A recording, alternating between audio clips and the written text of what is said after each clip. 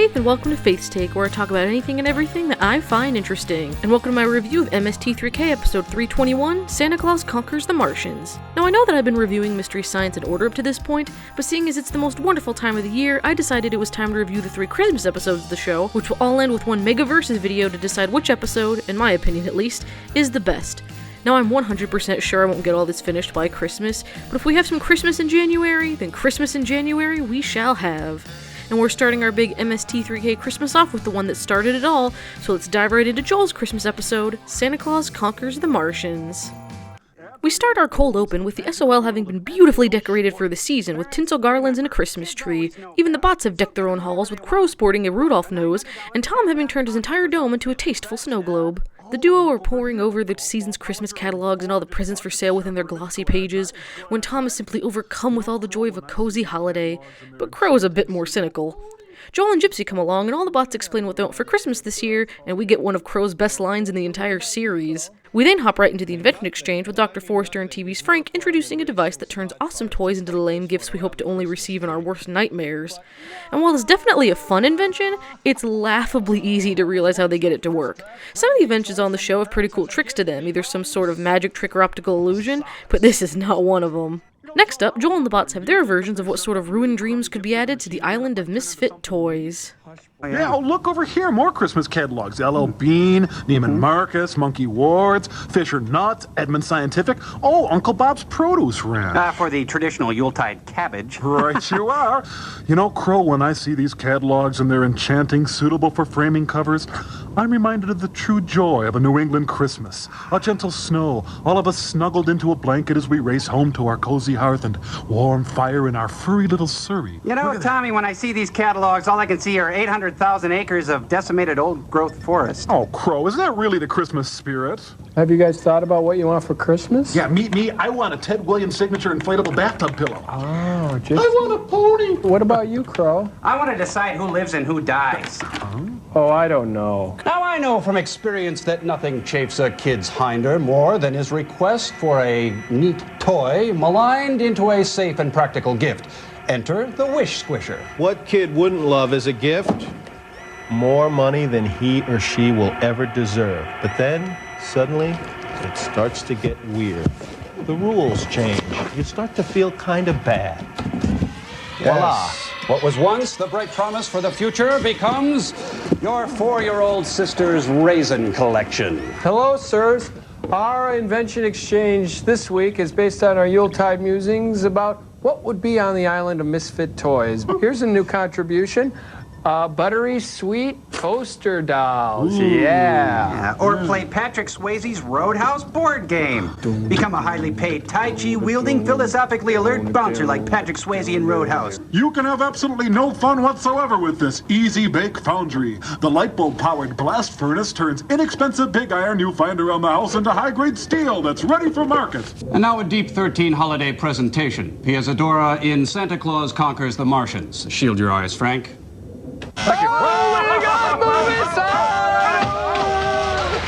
And with that, our riffers jump into the experiment's opening credits, which are accompanied with one of the most annoyingly catchy songs any of the experiments have ever featured. It's not too bad at first until you can't get it out of your head for 4 days. The credits fade out, and we see a news reporter on television saying that they have a special interview with Santa coming up.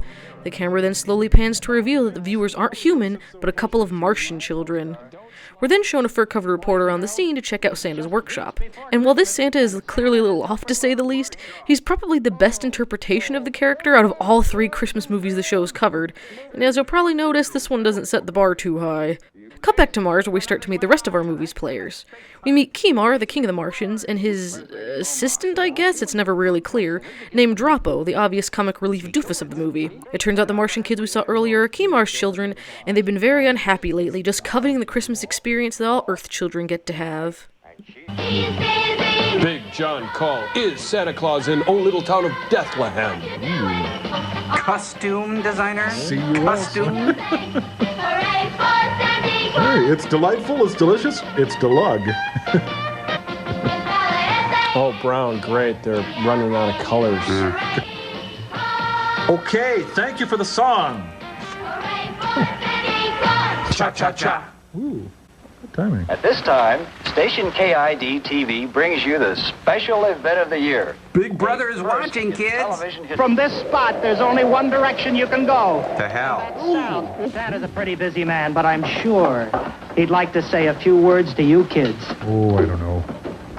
Hello, Santa. Get the hell out of my shop. Tell me, is it true that this year there's a rumor that you're going to use a rocket sled? No, sirree. We're going out the good old-fashioned way. Guns a-blazing. Prancer and Dancer and Thunder and Blitzen and Vixen and Nixon. Yes, and what's in the pipe, Santa? Mr. Anderson, this is Mrs. Claus. Hands off. With some more. Meanwhile, at Oscar Wilde's house. Drapo, you lazy good-for-nothing, where are you? Tonight, I'm a space pirate. Permission to come aboard. Woohoo! I'm sorry, Chief Keemar, sir. Drapo, you were the laziest man on Mars. Why are you sleeping during working hours? Because I'm the laziest man on Mars. Where's Lady Momar? She went to the food pill center to get some new food pills. See, because Children it's haven't been eating Mars. well. No appetite at all. Yeah. Say, Santa, what have we here? You know, P. Isadora never got much taller than she is in this. Walks, talks, cries, and she even sings. But she wants to direct. Almost like a real live... Smash cut to Keemar seeking advice from the croaky-voiced sage Chochum, asking what they could possibly do to bring joy to the miserable children of Mars. Chochum explains that it's Christmas time on Earth, a time where kids get visited by Santa Claus and play with all the toys he brings them. The children on Mars, however, aren't allowed to be like kids at all. They're only allowed to learn with no time to play or relax, a lot like Earth's college students. Chochum tells Keemar and his... court? Again, it's not really explained what his relations to these guys are. That they must allow Martian kids to be kids again, and that they need their own Santa Claus to help them do it. So Keemar and his crew decide to do the most logical thing and just kidnap Earth's Santa Claus for the sake of Mars. At first, the street corner Santas confuse them, seeing as how they did absolutely no research before going on an intergalactic kidnapping mission. The Martians turn on their radar shield to keep from being caught by Earth's defenses, but not before discovering an unfunny stowaway. Something is wrong with our children. On Saturn III. They sleep not. They are not. Their only interest is watching meaningless Earth programs on the video. Are there any other kind? But I digress. It is early December on Earth. Close to the time of the Christmas. Hello, Mars to Chochum. What has this to do with our children, Ancient One? We have no children on Mars. I have no son. I see this coming for centuries. Why didn't you tell us, Pops? They are born. Information is fed into their minds in a constant stream. Look, you're breaking my heart, Gramps. Can you get on with it? They must learn to play. They must learn what it means to have fun. Everything I know I learned in kindergarten. We need a Santa Claus on Mars. Yeah, and you need a sedative, old man. There's only one Santa Claus, and he's on Earth. Sorry. Gentlemen, we can't all be the Honey Nut Cheerios honeybee. We're over a city of some kind. The Big Apple. So that's what the Earth people call a city, eh? How primitive. Oh, everything's better on Mars. It's like looking for a speck of space dust in a comic's tail. Oh, good analogy. Wait a minute. I see him. I see Santa Claus. And he's kissing Mommy. Wait a minute. I see another one. Well, there are hundreds of Santa Clauses. Santa is within all of us. Just check the radar box. Not the toy box, the radar box. Radar shield functioning. What was wrong, Rigner? A slight case of Drapo.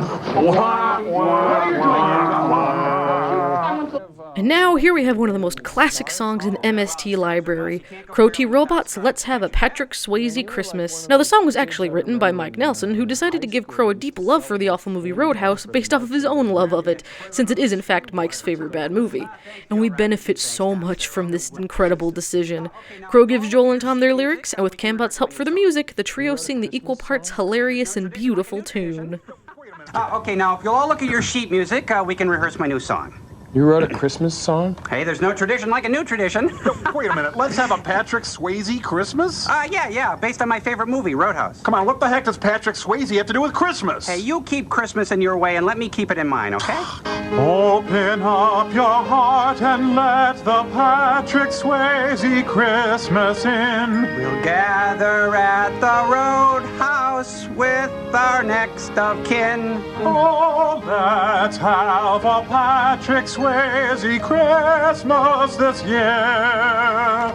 Or we'll tear your throat out and kick you in the ear. Hold it, Cambot, stop it. Crow, I don't know if I think this is an appropriate sentiment anymore for Christmas. Hey, what, like a good action sequence don't belong at Christmas? Oh, let's have a Patrick Swayze Christmas one and all. And this can be the haziest.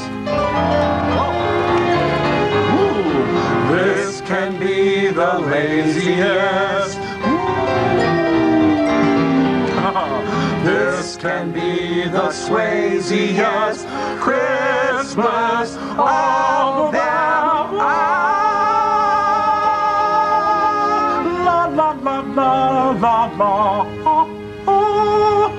Back in the theater, the Martians decide to land on Earth and question a few Earth kids, a pair of siblings named Billy and Betty, about the real Santa. While first taken aback by the appearance of real live aliens, the kids answer their questions and reveal Santa's whereabouts, not realizing what the invaders had planned to do with him. After getting the info, the Martians kidnap the kids too, since there can be no witnesses to the crime, and they continue on their way to the North Pole. Thankfully, for the kids anyway, not necessarily the audience, Billy and Betty make friends with Droppo as he shows them around the ship against Kimar's orders. He ends up having to hide them before the others can find them on the main deck, and he puts them in just the right space to eavesdrop and discover the plans to nab Santa in the name of Mars just as they land at the North Pole.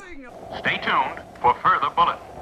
Wish we had parents instead of this radio. Billy, what would you do if a Martian walked right up behind you? I'd scream. Hey, how ironic. I'm a victim of circumstance. Come on, let's go home. Oh, like that with the huh? Who are you? We're from Mars. Don't be afraid. We have children just like you on Only Mars. they're worse actors. What are those funny things sticking out of your head? Those are our antennae. Are you a television set? No, but I play one on TV. There's only one real Santa Claus, and he's in his workshop up at the North Pole. That's what we came here to find out. Let's go. Oh, great, kid. You just fingered Kris Kringle. And it seems as though Billy and Betty Foster have simply vanished into thin air. This appears to be a day when everything is vanishing into thin air. Including a few frames of the film. Search for the missing children. Wally! Oh, yeah, I pretty much run this place. Now, I'm not... Wait till the kids at home funny. I was in a real Martian spaceship. No, it's all about appearances, isn't don't it? touch! Oh, that's the elevator signal. That light starts flashing when somebody's coming up from the navigation deck. Oh, there's no time for that. Oh, Droppo, you've done it again, you knuckle nut. I can see Santa Claus' workshop. Rosebud. Now? Is the winter of our discontent made glowing? What do you mean, Voldar? If we take them with us to Mars, Santa's disappearance will remain a mystery. No one on Earth will ever know that Santa Claus was kidnapped by Martians. Do you realize what you just said? I don't think so. We've landed. I guess we'll have to take your word for Secure it. the ship. Come on, Cindy. Skipper. Oh, heck, this shot has been in so many sitcoms. I'm confused. We've got to get out of here and warn Santa. What's the talk? I don't know, but I'm not afraid of it. Oh, he's in It's not going to stop denial. us. Somehow, the kids are actually able to slip out of the ship before the Martians and get a head start towards Santa's workshop. Voldar, who Kimar keeps around despite the fact that he would clearly backstab him the instant the opportunity would arise, informs the others of the children's escape. Kimar summons Torg, a giant robot whose designer has clearly watched At Your Fingertips boxes, to help them re-kidnap Billy and Betty. Meanwhile, the kids hide in a cave to avoid being caught by both the terribly designed Martians and surprisingly even worse designed polar bear. After narrowly escaping the Ursine threat, since the bear has the attention span of a teaspoon, the kids still get caught by the Martian's robot, and while they are escorted back to the ship, the rest of Kimar's gang heads towards the workshop. Oh, they shot this in Minnesota in October. Huh? Well, at least they're dressed for the North Pole. Yeah, what is it, about 91 below? Voldar isn't here. Rigna, go up and tell Voldar. Why, Voldar, you've been crying. Voldar, this is another one of your delaying tactics. You've been opposing me at every turn. Now I'm warning you, change your attitude. I'm warning you, change your attitude. Those children mustn't reach Santa Claus. Follow them. I'll put Torg on the trail. I want those kids dead. I want Santa's house burned to the ground. We can't stop now. They might catch us. Where is Santa? Sleeping it off. Betty, look.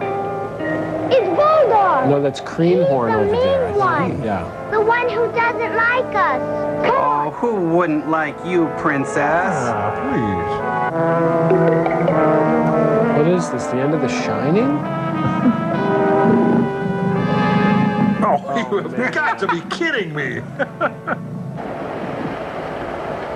Hey, check it out. There's a stupid guy in a goofy bear costume out here. Who? Uh-oh. It's Santa Bear. Quick, in here where we can be cornered. You can see the headpiece draped over the body. Like kind of a bear.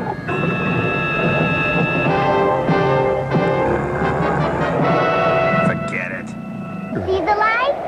Where? The lights are moving. Hey, isn't that the Jeopardy theme song done in a minor key? What is it? What? It's a guy in a cardboard box with a coffee urn on his head. Ah, come here, you little ragamuffins. Ah! You won't get away with this, you Martian. Santa's gonna cut you, man. Santa's a blade man. Get him, Torg. Exterminate with extreme prejudice. Back out on deck, the bots are a bit upset about this film, to say the least. And though this is by no means the worst film they've ever watched even at this point in the series, who wants to watch a terrible Christmas movie when there's so many good ones out there? But Joel comes to the rescue with some good old classic Christmas movies on VHS. Man, this Santa Claus Conquers the Martians is really depressing. It makes it really feel like Christmas. Ho, ho, no. Tricked Frank into sending up a bunch of movies up here, and it's something we can watch after the experiment. Let's see, we got Grinch Who Stole Christmas. Oh, you're sure that's not the fish who saved Pittsburgh? Yes, My Little Huckleberry Friend. And then we've got a Charlie Brown Christmas. Oh, boy, I love that one. Especially the part where they eat all those Dolly Madison cakes. You know, cuckoos, zingers, Fuzzies. rabbits. Wait a second. Wait a minute. Those were the commercials. Actually, without the Dolly Madison commercials, the entire show's about 9 minutes long. Cool. The Christmas that totally ruled. It's about a curmudgeony old man that learns the true meaning of Christmas. Fresh idea. The Christmas that wasn't that bad, which is about a curmudgeony old woman who learns the true meaning of Christmas. And then there's the Christmas that really kicked ass, which is about a curmudgeony old man and a curmudgeony old woman that learns the true meaning of Christmas. Having reached Santa's workshop, Kimar orders Torg to nab Santa Claus, but instead of being concerned about the metallic monstrosity that just busted through his door, Santa's amazed and treats the robot like a toy. This somehow makes Torg immune to Kimar's decisions, and the Martians bust in themselves, freezing all the elves and Mrs. Claus. Why they don't also just freeze Santa, seeing as how they have to drag him back to the ship anyway, I don't really know. But either way, Santa doesn't put up a fight and heads back to the ship with them. As soon as the freezing effects wear off, Mrs. Claus alerts the media, and suddenly the whole world is searching for Santa Claus. Despite their bizarre situation, Santa still tries to stay upbeat and keep Billy and Betty from wallowing in the pit of despair that is now their life as alien hostages. You're the biggest toy I've ever seen. I could use a toy like you. By the great dog Star, Santa's treating him like a toy. Oh, he treats everyone like that. Get it. Santa Claus, you're coming with us. You're coming to town. You can't take him. Oh, he stopped him short. Why did you have to do that to my helper? It's harmless. It'll wear off in a short while. It's just a whammo air blaster. Oh, me, oh, my, oh, me, oh. Down by the bayou. Mrs. Claus is going to be very angry about this. She's gonna hit me with a frying pan. Huh? Village Voice, Santa's outing? What? At Cape Kennedy, our correspondent interviewed Werner von Green, the man in charge I'm innocent. of I was America's only Star following Trek up. program. Oh. Mr. Von Green. Who wouldn't give everything to bring Santa back to our children? Oh, me over here. Before this decade is out, we will bring Santa back from Mars. And then suddenly, I realized it wasn't a chimney at all. It was the smokestack of the Queen Elizabeth. Santa, you're just about as funny as a train wreck. Don't you think? Gee, Santa, it's all our fault. We told them where to find you. Oh, boulder dash and a fiddle-dee-dee. Whoa, Billy language, boy. Santa, language. Everybody knows where. I can just see Mrs. Claus now. Christmas coming, and I'm not there. She'll have a fit. Yeah, the elves have learned how to handle her, though. Oh, me, oh, my, oh, me.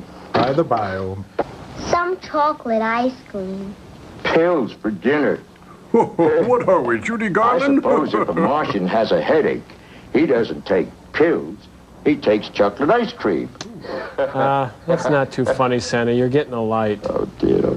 Is it possible Earth has a secret device that can penetrate our radar shield? They have a secret device, and his name is Billy Foster. Billy Foster is the secret device. His hatred of the children in Santa ever growing, Voldar decides to take matters into his own hands and murder them all. After slathering on the fake kindness, he sends them into the airlock to be blasted into the cold void of endless space. After opening the airlock, Voldar brags about his victory to Kimar, who immediately starts giving Voldar a Martian beatdown, which is the least one can do to anyone who's just murdered 3 complete innocents. Thankfully, Santa's centuries of crawling in and out of chimneys comes in handy, as he and the kids come back on deck having escaped through the air ducts.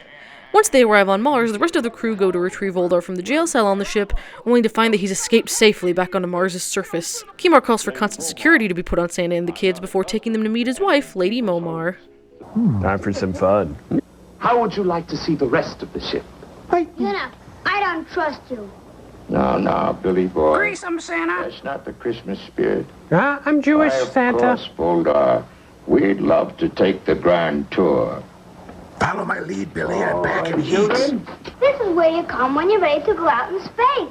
It's airtight. You put on your spacesuit and go out through that door. So if you wanted to kill someone, you'd send them out. And if that door were open now, it will pull all the air out of this room and us with it. You certainly know a great deal about space travel. I like you. That's why I'm going to kill you last. Maybe sooner than that. I'm gone, presto, bavoom. He probably just stepped off for a moment. You're living in denial, Santa. Wake up and smell the coffee. Let's not get excited. Help! Help! Zero. Who's in the airlock? No one. Now. What's going on, Voldar? Chief, Santa and the children are missing. I love you. It'll never work. Drifting around in space, along with the rest of the space junk. My mother was junk. Don't talk like that. Oh, he's fighting the cameraman now. Now we're in trouble. Oh, I'm through with you, Voldar. You wish you were floating around out there in space. Mr. Claus, you have a nasty habit of surviving. Santa Claus, you're... So you crawled out through the air duct. The air duct.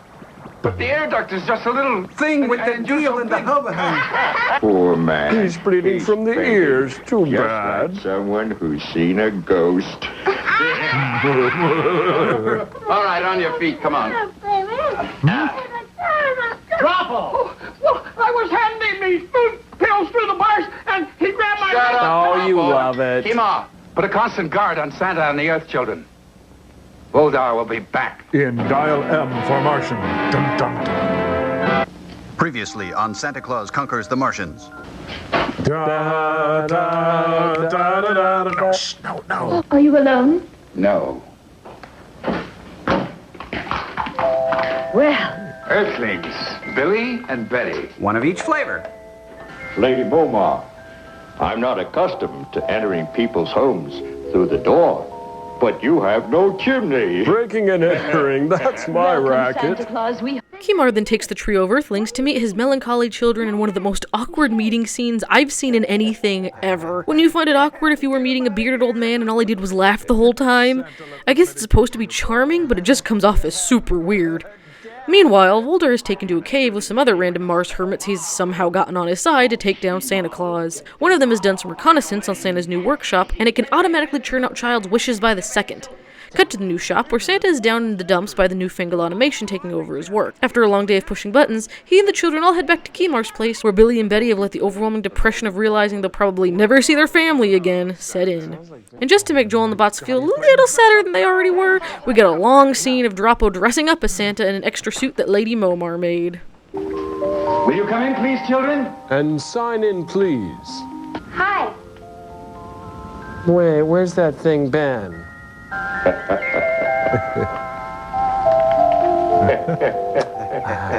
Dad, get him out of here. Santa left his medication at home. Dad. Dad. Dad, please.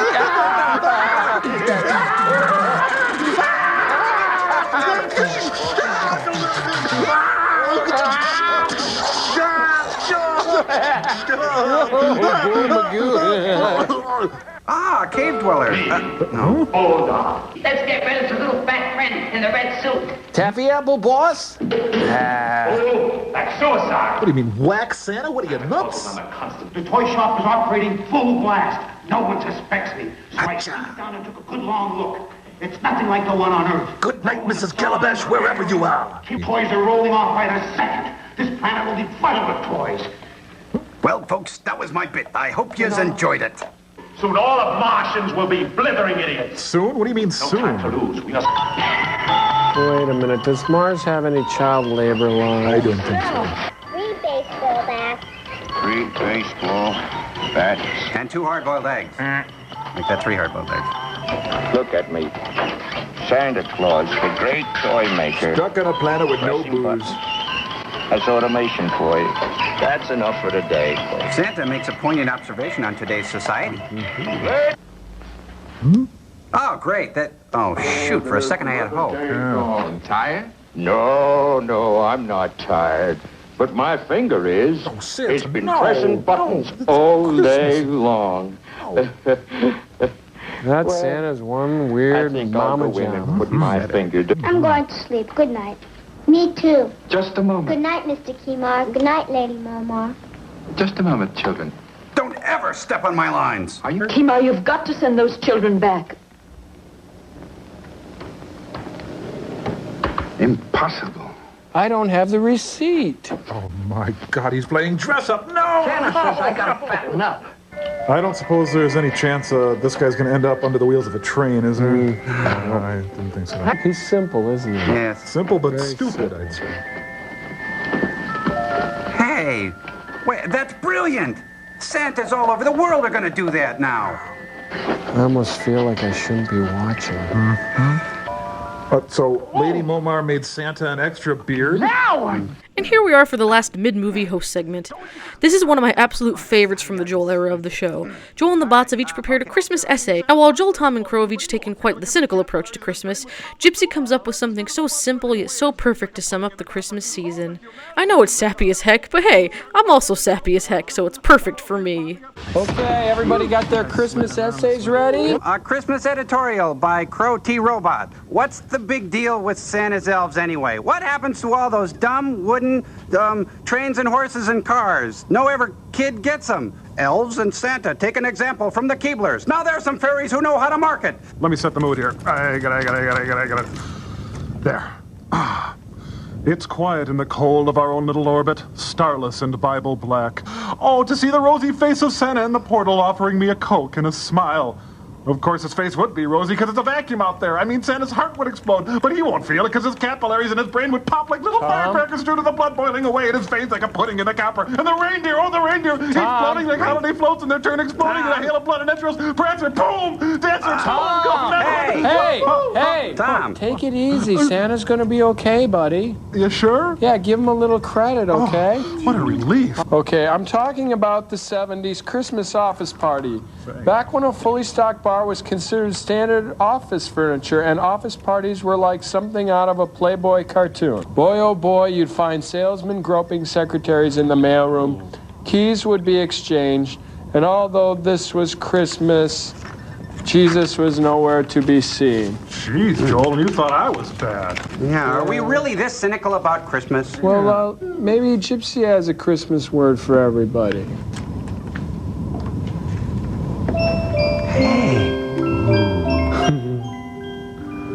Well, Merry Christmas, everybody. We got commercials signed. Back in the workshop, Voldar and his goons start ruining the toy-making machine when suddenly Droppo, dressed in his Kris Kringle cosplay, shows up. Since the intruders are both dumb and blind, they kidnap Droppo thinking he's the real Santa Claus and take him back to their cave. The next morning, when Santa and all the kids show up for their day's toy-making, they discover how the machine's been tampered with and realize there must be foul play involved. Just as they put all the pieces together, Voldar boasts to Kemar about his supposed victory, since that worked out so well for him the last time. Once again, his hubris fails him when he sees the real Santa safe and sound, and Kemar keeps him in a closet waiting to be arrested. At the same time, Droppo actually accomplishes something competent and makes his escape. Sounds like the music from the Ghost and Mr. Chicken. There it is. Oh, there's the caution controls. Someone's coming. Quick, down. Something stupid this way comes. What a break. It's Santa Claus. Claus.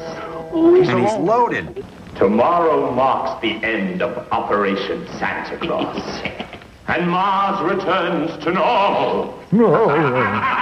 Playing hide and seek, eh? All right, Droppo.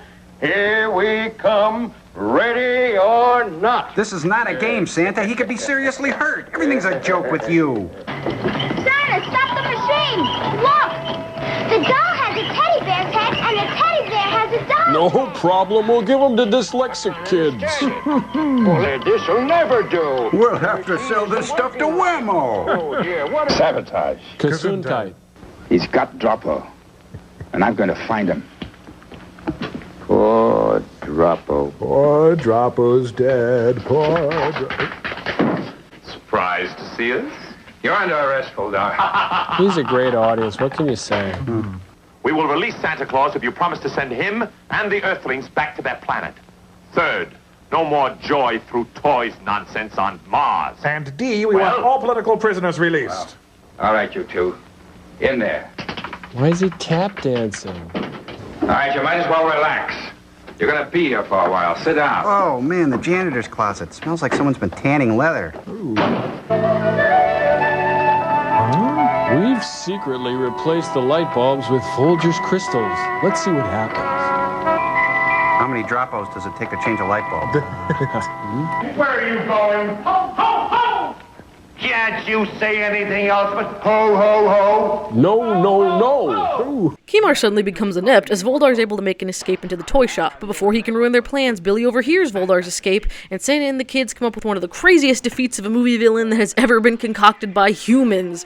Our heroes triumph by using toys. Once Voldar is incapacitated and put away for good, Santa, Billy, and Betty are all sent home to Earth, with Droppo taking his place as Mars' own Santa Claus. And the movie takes us out with the annoyingly catchy song that we started with. I don't think you'll be causing any more trouble. Ah, the old manic ski disarm. I think we need a little red paint, and you'll find it in the storeroom. Next to the fairy dust. But don't look in the duffel bag. Ooh, the storeroom. Wait a minute. He's on a collision course with wackiness. No. Santa! Santa! Bulba and another man are in the storeroom, and they're coming to get you. With Raindrop and Fufu. Are they?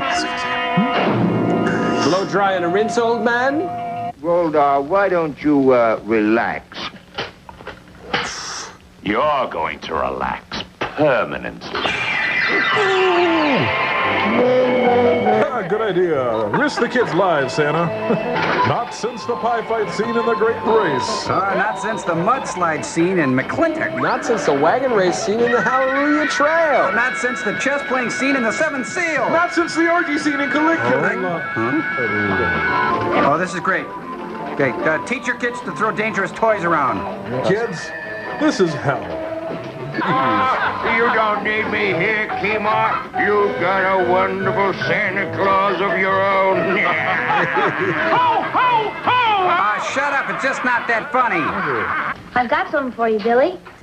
Gee, thanks. And it's ticking. Goodbye. Thank you, Santa, for bringing happiness to the children of Mars. Again. And the Christmas spirit to all of us.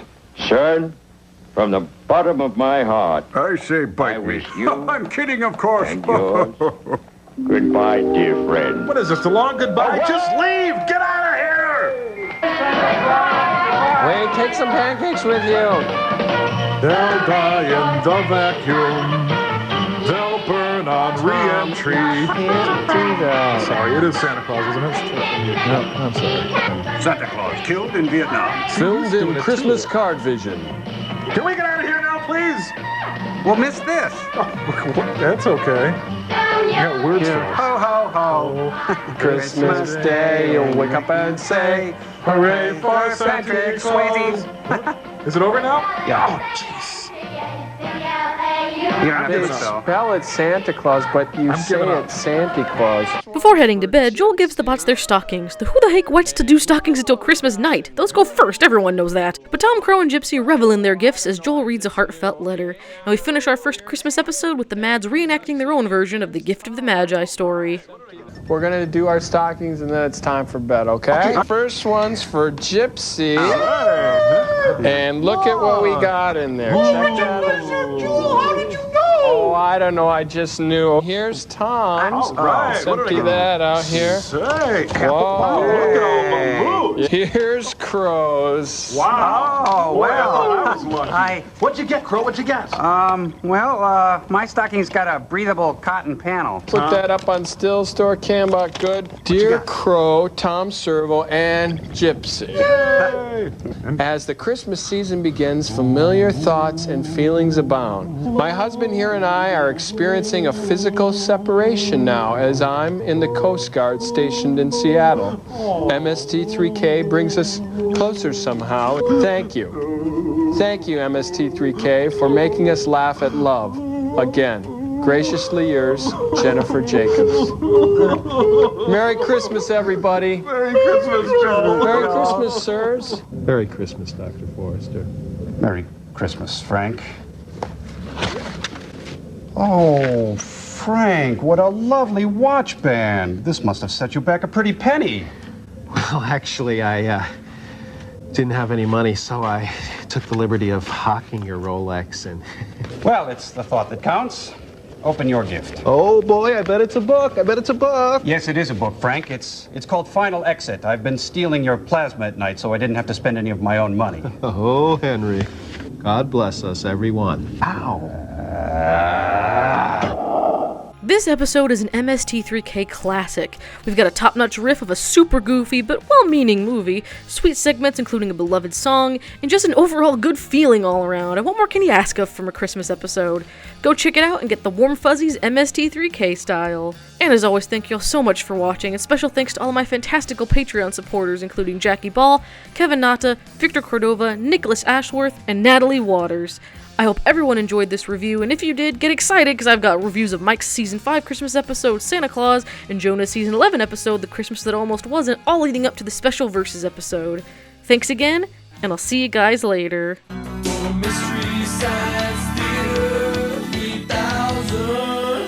Merry Christmas, guys. Merry Christmas, Crow. Merry Christmas.